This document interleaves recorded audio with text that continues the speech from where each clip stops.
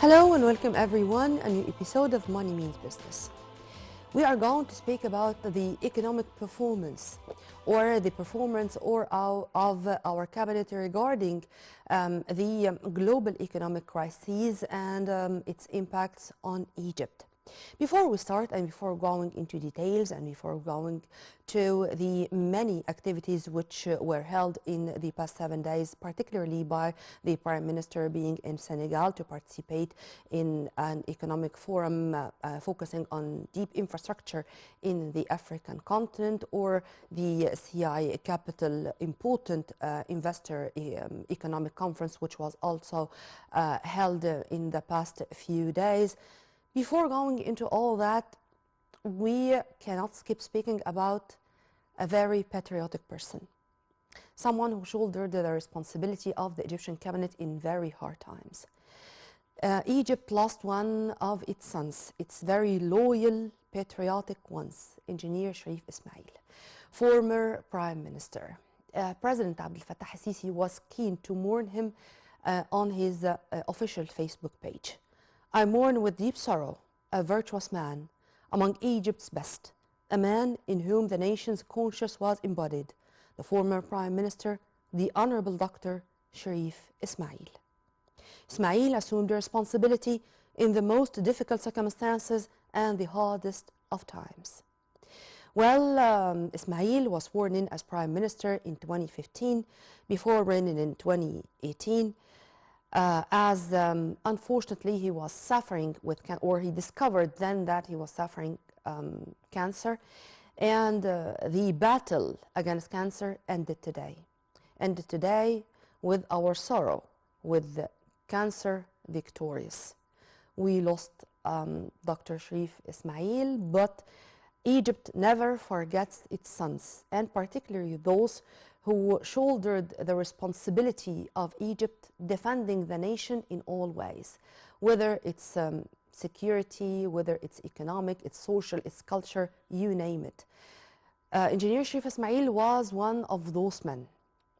May his soul rest in peace, and as we say, good deeds never die, and he is going all the time to be remembered with his good deeds. Rest in peace, Engineer Sharif Ismail. Well, tomorrow is another day, and I'm sorry we started with this sad piece of news, but it was a must to mourn the late Dr. Sharif Ismail, as the head of a state or the political leadership was keen to do so. We are going to focus on something positive with the positive growth of our economy, which took place according to some statistics and numbers which were released by our cabinet, particularly by the Ministry of Planning. Also, the many messages which were sent by Prime Minister Dr. Mustafa Madbouli in many of the events which he participated in also in the past 7 days. All this and more in a special episode of our program. Stay tuned. Right after this, we are going to be back with more.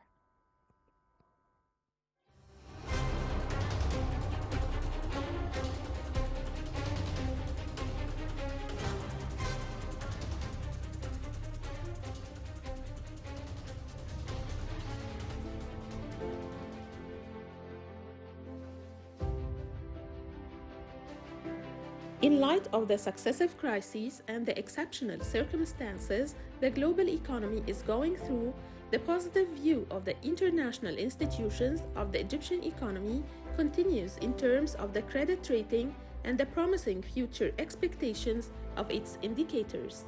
To emphasize the capabilities of the Egyptian economy in dealing with crises and containing them in a flexible manner, whereas Standard & Poor's agency affirmed the solidity of the Egyptian economy in dealing with global challenges and difficult external shocks, which reflects a balance in fiscal policies, financial discipline, and the continuation of achieving a primary surplus in the state's general budget. It's worth noting that Egypt is seeking to encourage and increase private sector investments and enhance its presence in the Egyptian market.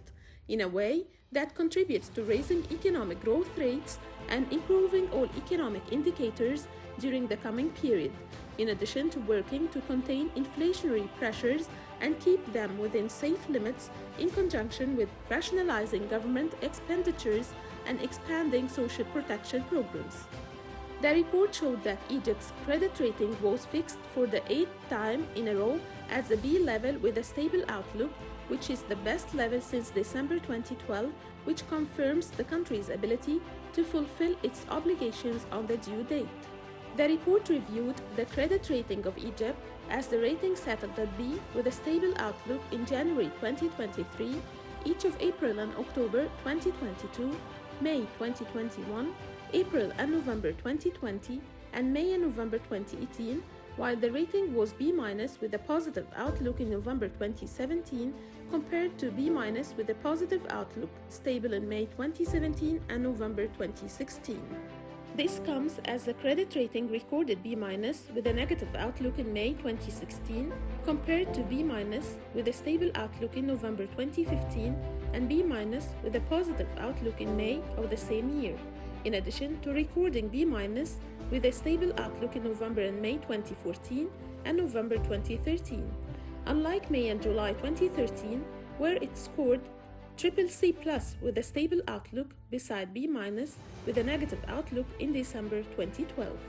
The report referred to Standard & Poor's vision, which shows that there are suitable growth prospects for Egypt during the next 3 years, supported by the continuous implementation of financial and economic reforms, in addition to the commitment to achieving an ambitious first surplus, while it expected the growth rate to reach 4% during the years 2022, 2023, and 2024, 2025. Reflecting on this, Dr. Mohamed Maid, Minister of Finance, affirmed that Standard & Poor's decision to keep Egypt's credit rating in both local and foreign currencies as it is without modification at the B level, while maintaining the stable outlook for the Egyptian economy, stable outlook for the second time. During the year 2022, it reflects the continued confidence of international institutions, especially credit rating institutions, in the stability and solidity of the Egyptian economy and its ability to deal positively with difficult external repercussions. Standard & Poor's expects that the total deficit as a percentage of GDP will reach 7.5% during the years 2022, 2023, and 2024, and 7% in 2024-2025, in addition to its expectation that the inflation rate will reach 17% in 2022-2023 and 12% in 2023 and 2024, 8% in 2024 and 2025. It also expected public debt as a percentage of GDP to reach 86.3% in 2022-2023, 82.1% in 2023 and 2024, and 80.7% in 2024 and 2025, in addition to its expectation that the trade balance deficit as a percentage of GDP would reach 10.8% in 2020, and 2022-2023 9.5% in 2023 and 2024, and 8.7% in 2024 and 2025. Standard & Poor's also expected that the current account deficit as a percentage of GDP would reach 3.4% in 2022-2023, 3.6% in 2023 and 2024, and 3.1% in 2024 and 2025. On the other hand, Ahmed Kojak, Deputy Minister of Finance for Financial Policies, confirmed that the Standard & Poor's institution praised in its report the state's continuous efforts to improve the business operating environment that supports strong and sustainable growth in the medium term in Egypt, pointing out that the institution commended the state's plan to target increasing the role of the private sector in economic activity and also increasing its contribution to the total investments. In this context, the credit rating agency indicated that the state ownership policy document is about to be issued in its final form, which contributes to confirming the desire of the Egyptian state to encourage the private sector to increase its investments and presence in the Egyptian market during the coming period. Standard & Poor's confirms that Egypt's credit rating, while maintaining a stable outlook on the Egyptian economy, comes due to Egypt's ability to meet its external obligations through multilateral financial support from international partners and within the framework of the International Monetary Fund program that would reduce the structural imbalances of the economy. In the future, it will contribute to gradually easing inflationary pressures in addition to providing liquidity for foreign currencies. Standard & Poor's confirmed that despite the long-term positive impact of the liberalization of the exchange rate, it adds to the current high level of inflation in Egypt due to the repercussions of the Russian-Ukrainian crisis and its effects on the sharp rise in wheat and fuel prices. Nevertheless, the agency expects moderate future inflation levels with government support for the groups most in need to mitigate the effects of the crisis. Standard & Poor's also expected a significant recovery for the Egyptian tourism sector during the 2023 with an increase in tourism revenues, especially after Egypt hosted the COP27 conference, in addition to the Grand Egyptian Museum, which is scheduled to open this year. The agency added, according to the report, that the energy and construction sectors will be major drivers of growth, along with the information and communication technology, wholesale and retail trade, agriculture and health sectors. The Decent Life program, which aims to improve living standards in rural communities, will also contribute to the development of quality infrastructure.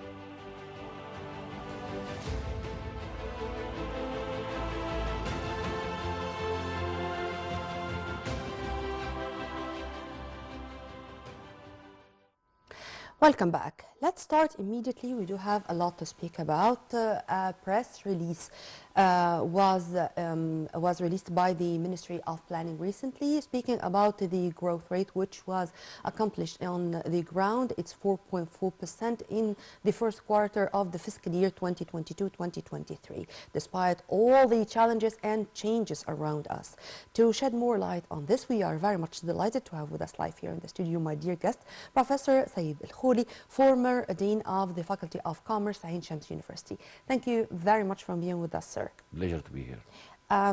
Just to start with this 4.4 growth rate which was achieved, and these are the statistics which were released by the Ministry of Planning recently, as I said.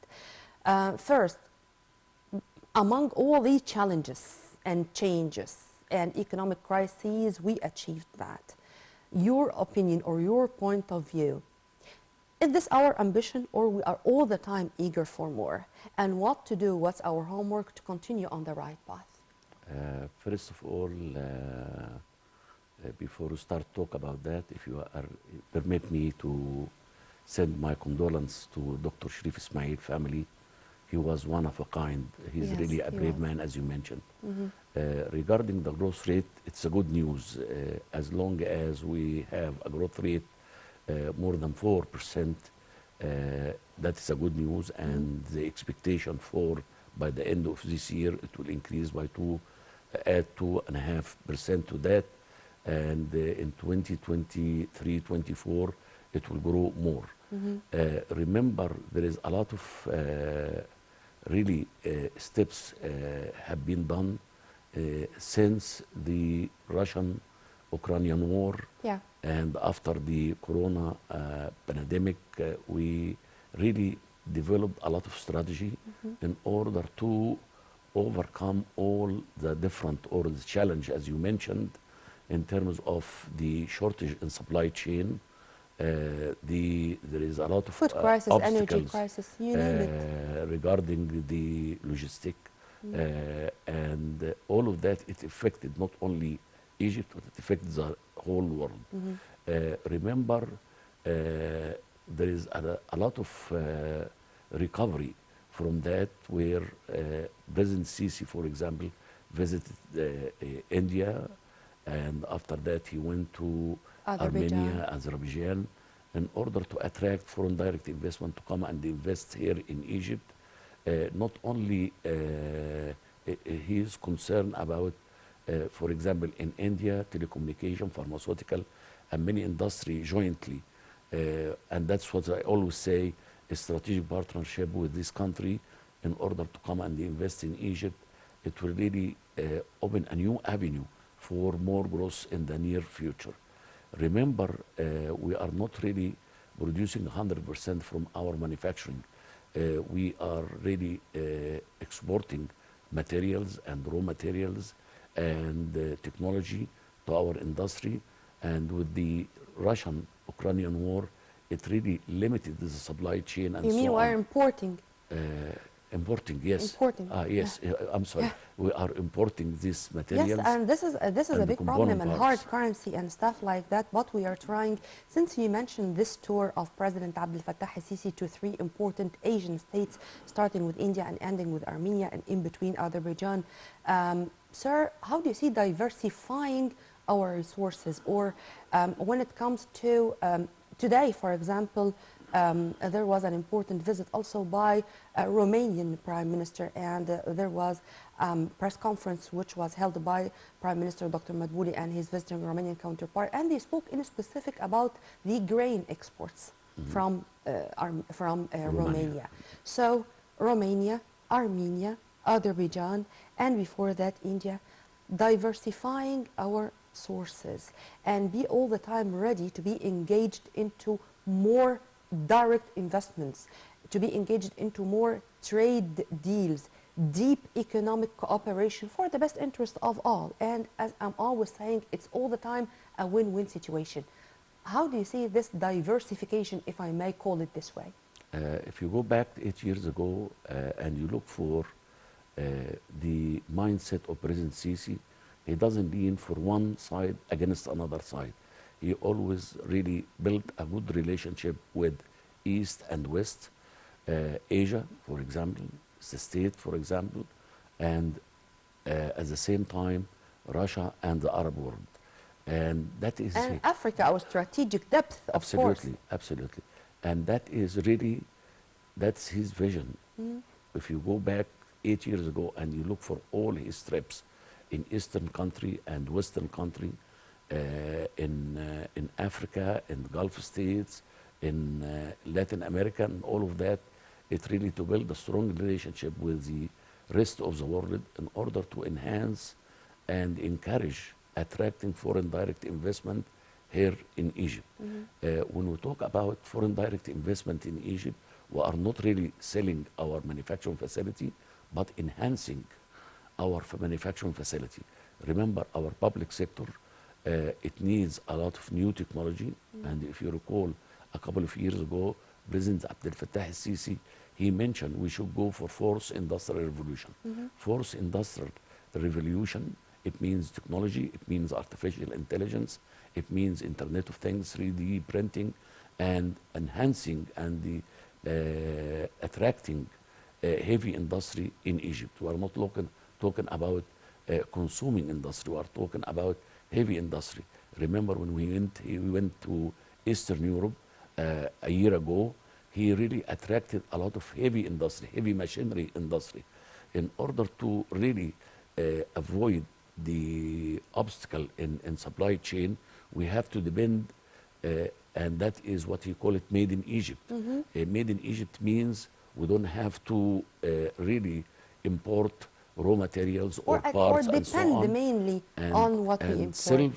self-sustain your industrial sector to be in a healthy way. And when we talk about attracting more business, it means the unemployment rate, it will go down. Our currency, the hard currency, it will go up again.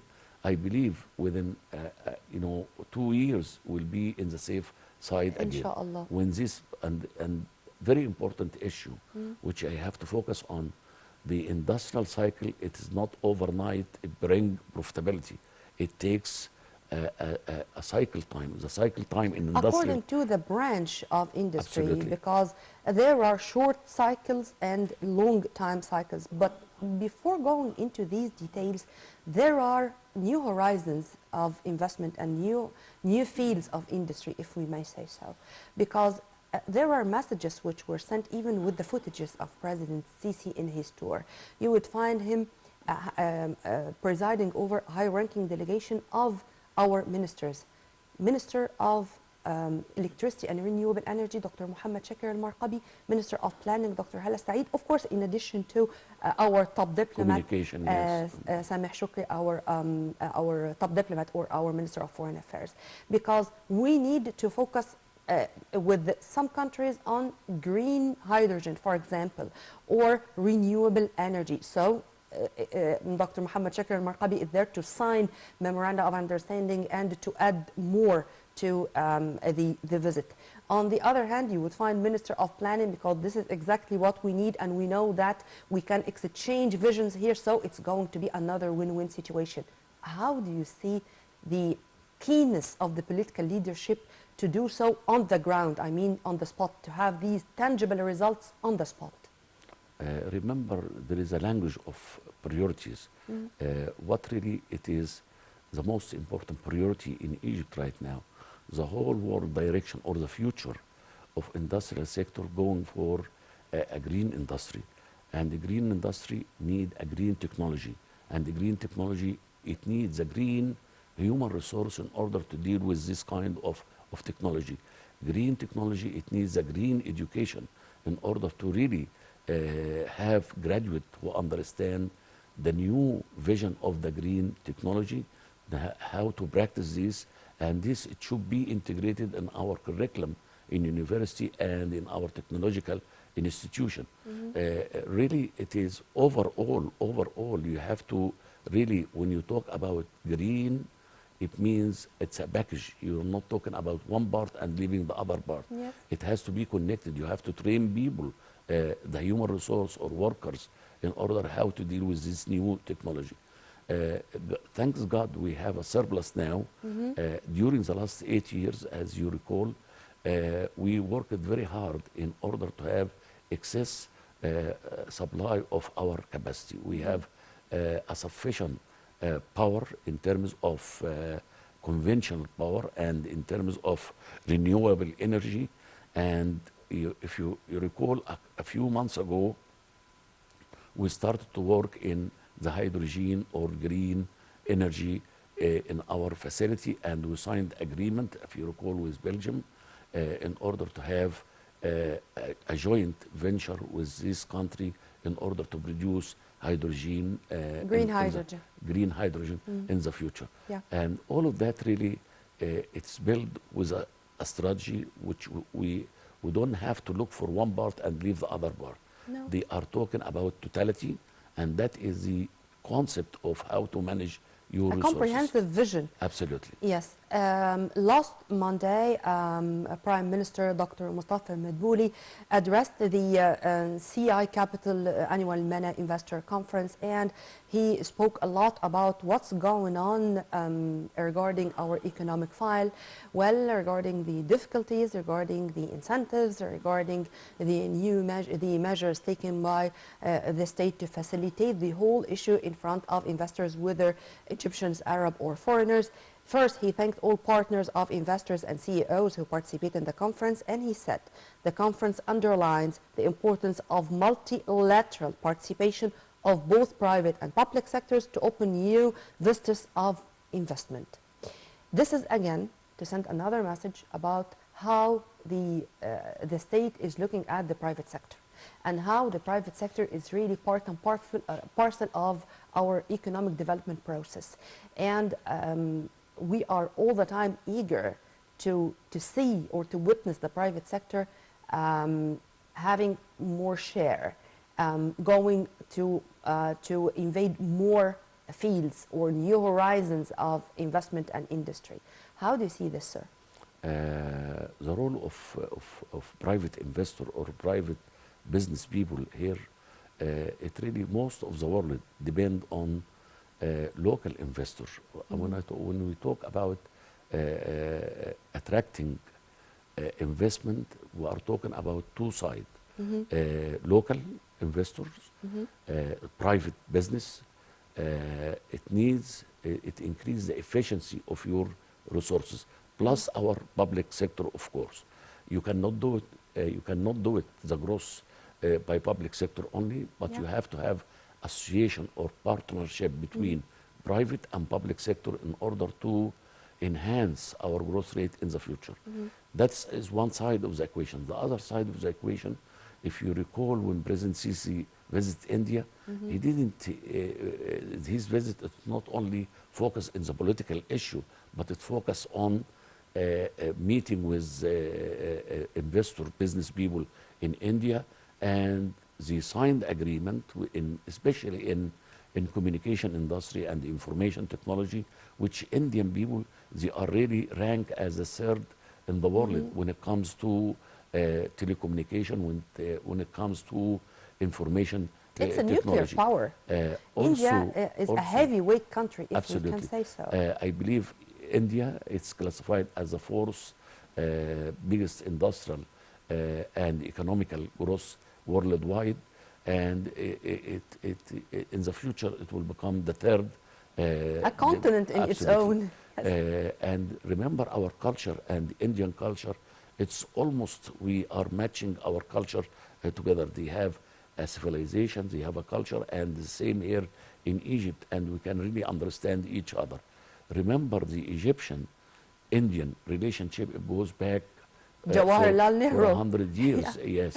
And No, more, I mean, our modern history is all the time giving us indication that we do have special allies. absolutely. That we do have countries which we do share political, economic, cultural, touristic, you name it, relations. And that is very and it's important. among the, not only the official level, but also the people's level. If you permit me to add to what you've just said, sir, Madbouli asserted that the government of the private sector and attracting foreign investments top the priorities, as you've just said, sir, of the state's agenda. It's not 5 or 10-year plan, but it targets this year. This is what I wanted to focus more. We are not only speaking about the long-term agendas, but we do have also short-term plans to have the tangible results on the ground for the best interest, of course, of the layman in the street, of the Egyptian citizen. It's already started before even this conference. Sure. Remember, 3 years ago, we signed a lot of protocol and memorandum of understanding, and it's already started, and we are going to see this industrial sector really show the result of it in the very near future, whether with China, with Russia, and even with the States and European country. We have a joint venture already exists in reality here in Egypt. But as I told you before, the industrial cycle, it is not really, you cannot really gain after 1 month or 1 year. It takes like 3 to 5 years in order to see the result of this industry. And that is very important. But the harder we work, the faster we gain. Absolutely. And it's already started, and it started in many areas, and especially on the border of Suez Canal, and also in Sinai there is a lot of project. In Upper Egypt there is a lot of industrial sector with the alliance with foreign industry or foreign countries. It's already started already, and you are going to see the fruits or the result of this kind of investment. And that is one issue. And also, I always say we should build more factory than malls. Enough real estate economy. We have to focus in the near future, or in our agenda, which already started, on building more factory and building more industrial base. You cannot grow if you don't have a strong industrial base. Also, in the other side, the agriculture base. Supporting this agriculture and industry, it will come education and healthcare reform. I'm going to comment on that, sir, because there were also some statements which were released in this special speech of Prime Minister Madbouli in this conference regarding this issue. But since you mentioned the Suez Canal, here I do have a message from our program. This message was released by Vice Admiral Osama Rabia, the head of the Suez Canal Authority. Whether rumors or false media reports will never hinder our development process. Absolutely. our Suez Canal is our Suez Canal, and we are going to be able to run it in the best way ever. Since we nationalized the Suez Canal in 1956, it's ours, it's going to remain ours, and you do whatever you like. Whether it's rumors, it's false media reports, this is not going to hinder our economic development at all and by any means. This was only a very short message to those who thought that they can do anything to hinder Egypt. Egypt is going forward, and we are going to remain going forward and on the right path. Madbouli also said the state has But I like announced... this statement, by the way, because when we talk about change, there is resistance to change.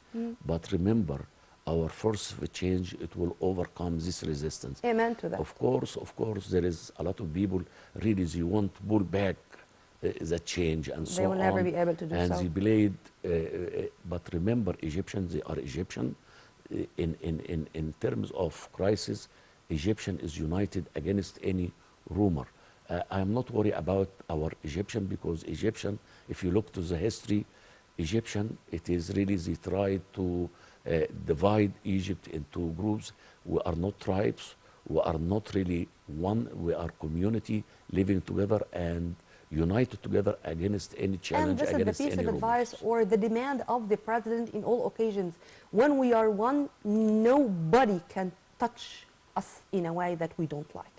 Madbouli also said the state has announced a new lending initiative for the industry and agricultural sector, along with expansion in the equipment and industrial production devices through the capital market as one of the key sources of funding.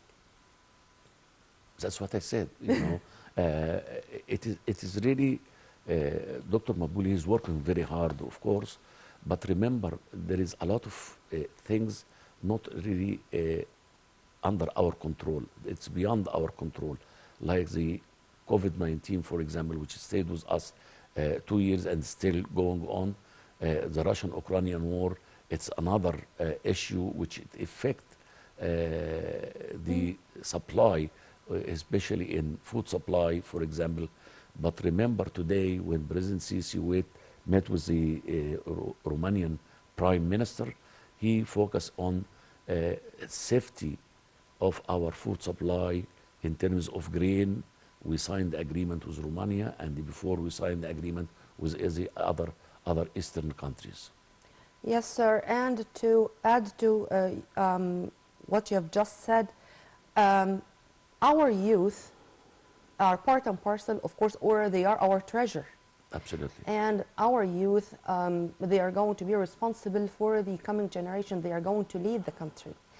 And now, or today, the Youth Forum Administration held a press conference to say that the fifth edition of the conference is not going to be held the traditional way in Sharm el-Sheikh with many guests coming from all over the world. No, it's going to be an executive, let's say executive edition.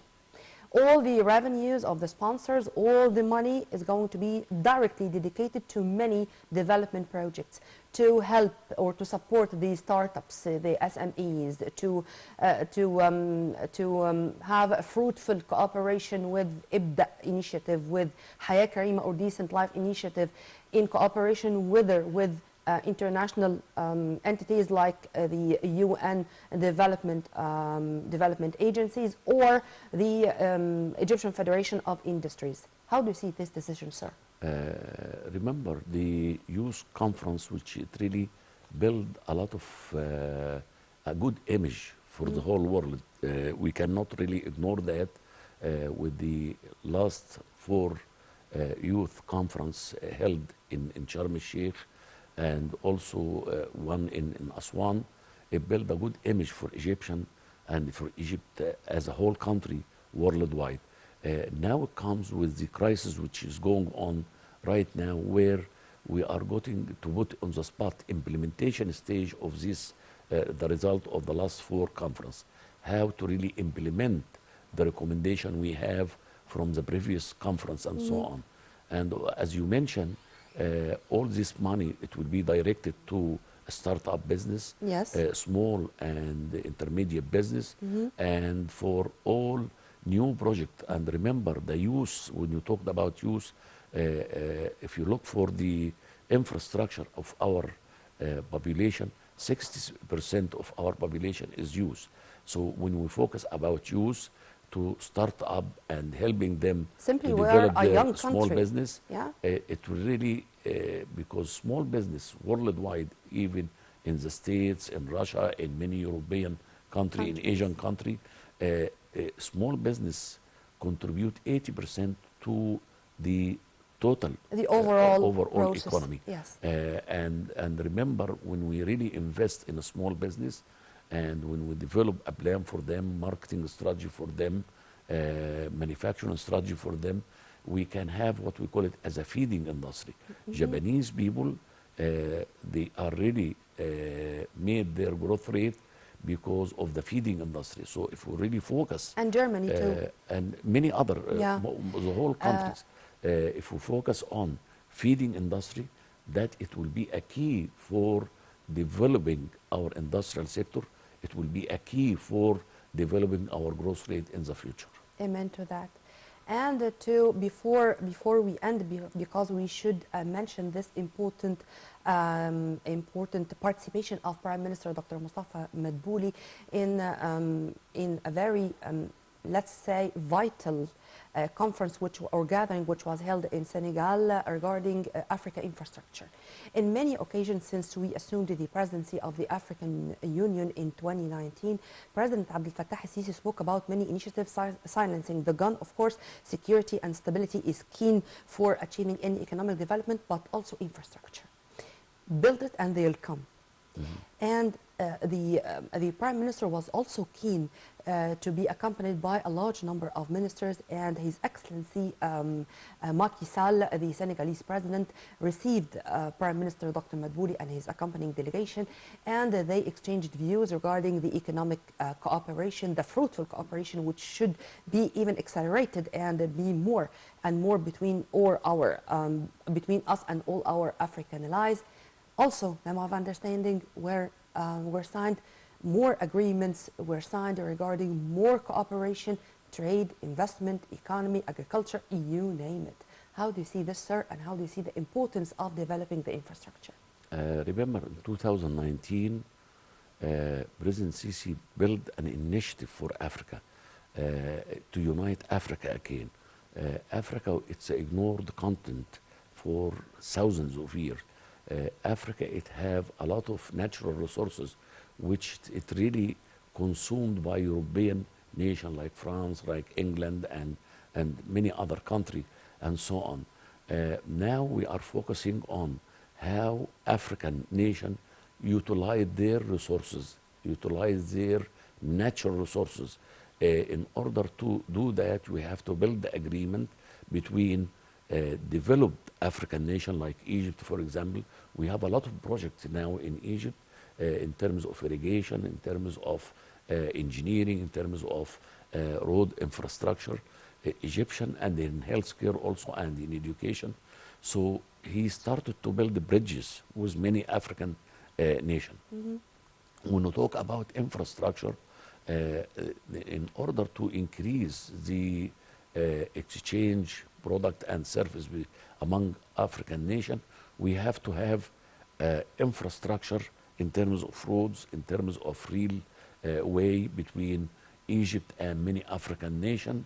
And that is my dreams, in order to really make a trade agreement with African nation. We have to have a means of logistics, a means of transportation between different African nations. Remember, we share the Nile River with another 11 countries in Africa. And if we can use the Nile River in order to make it as a new way of enhancing our trade between this country, it would be a good news. It's not a dream to have Cairo-Cape Town road. We have it's not a dream. Agreement we started already in Angola, and remember also for another country, we focus in another country in the western side of Africa.